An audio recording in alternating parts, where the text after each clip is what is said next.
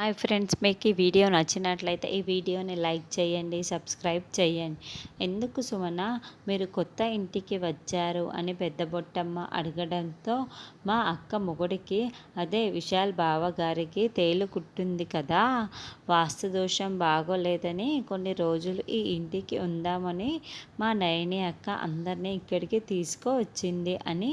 ఆ తర్వాత సుమన విశాల్కి తేలు కుట్టడానికి గల కారణం తనే అని నోరు జారి నిజం చెప్పేస్తూ ఉంటుంది.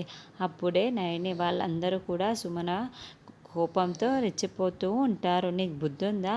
విశాల్ బ్రోకి తేలు కుట్టడానికి కారణం నువ్వేనా అని విక్రాంత్ అరుస్తూ ఉంటే, బుద్ధుందా సుమని, ఇలా చేస్తావా అని దురంధర కూడా అరుస్తూ ఉంటుంది.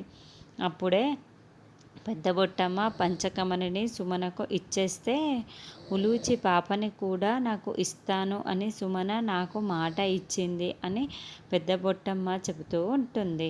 మీ ఇద్దరి బాగు కోసం, స్వార్థం కోసం మా బాగోగులు చూసుకొని నయని విశాల్ ద్రోహం చేస్తారా? ఇంత ద్రోహం చేసినా మిమ్మల్ని అసలు వదిలిపెట్టను అని దురంధర వెంటనే పెద్ద బొట్టమ్మ చెంప పగలగొట్టుతూ ఉంటుంది. అయ్యో పిన్ని, అలా కొట్టేశావు అని నయని అంటుంది. వీళ్ళని కొట్టడం కాదు, ఈ పెద్ద బొట్టమ్మని ఎక్కువగా మాట్లాడితే చంపి పాత పెట్టాలి అని దురంధర అంటుంది. ఏంటి దురంధర, నన్నే కొడతావా? నేను నిన్ను ఏం చేస్తానో చూడు. నేను ఇప్పుడే నిన్ను కాటు వేసి నీ ప్రాణాలు తీసేస్తాను అని పెద్ద బొట్టమ్మ చెబుతూ ఉంటుంది. అయ్యో పెద్ద బొట్టమ్మ అని దురంధర టెన్షన్ పడుతూ ఉంటే, వద్దు వద్దు అని అందరూ చెబుతూ ఉంటారు.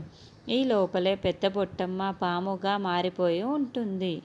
దాంతో అందరూ టెన్షన్ పడుతూ పాముగా మారిపోయిన పెద్ద బొట్టమ్మ వైపుకు చూస్తూ ఉంటే, హే డూడ్ డూడ్ అని, ఎలా డూడ్ అని పావనమూర్తి కూడా చాలా కంగారు పడిపోతూ ఉంటాడు. పాముగా మారిపోయిన పెద్ద బొట్టమ్మ పక్కనే ఇంకొక పాముగా ఉంటుంది. ఆ రెండు పాములు కూడా వేలు వేసుకున్నట్టు మనకు చూపిస్తూ ఉంటారు. దాంతో వీళ్ళందరూ ఆ రెండు పాముల వైపుకు షాకింగ్గా చూస్తూ ఉంటారు. మరి పెద్ద బొట్టమ్మ దురంధరని కాటు వేస్తుందా, నయని ఎలా కాపాడుకుంటుంది అన్నది మనం నెక్స్ట్ ఎపిసోడ్లో తెలుసుకుందాము.